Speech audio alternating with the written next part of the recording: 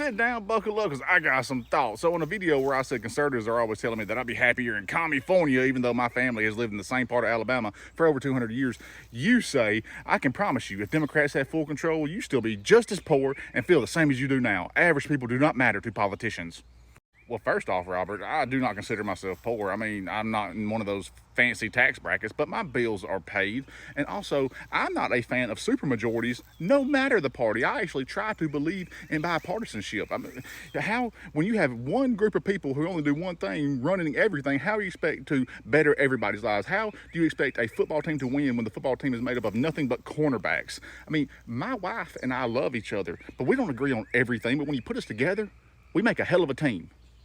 I try to believe in bipartisanship, but unfortunately that belief has faded fast when people who have known me my entire life have decided that people who believe like me are groomers and pedos. Meanwhile, multiple conservatives have been arrested in this state for the exact thing that they accuse people like me of, including a member of the governor's staff and a prominent member of the lieutenant governor's staff. But a transgender person just existing and having a job is a threat to the safety of children.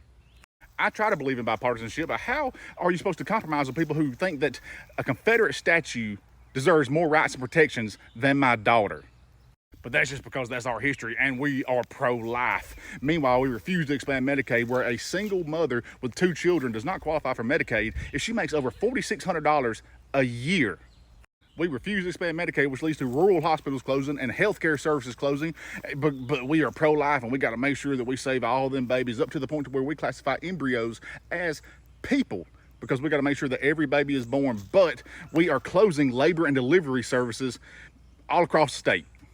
We are pro-life, and 1 in 4 children in Alabama live with some sort of food insecurity, yet we turn down free federal money for summer food programs. But don't worry, we're more worried about weeding out them librarians who are trying to turn your kid transgender. We don't do handouts around here. We don't do that socialism. Meanwhile, last year, the state sent one-time refunds to most citizens with leftover COVID funds. We are one of the most federally dependent states in the country. We are a welfare state that hates welfare. We have the most dismal, overcrowded prisons in the country, and our solution is to build one fancy new prison that does not address the overcrowding problem.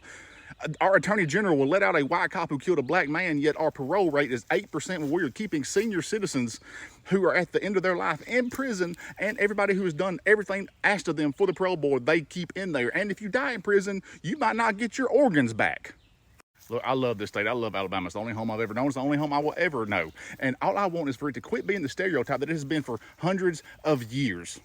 There are a lot of good people in Alabama, and Southern hospitality is a true, real thing. Person to person, you can't find nobody better than an Alabama citizen. They will help anybody, yet the person who is helping you might be supporting laws and politicians that objectively make your life horrible. We wrap up our bigotry and fear-mongering with bless your heart and call it Southern hospitality, and I think that's what needs to end, Robert. This isn't about money.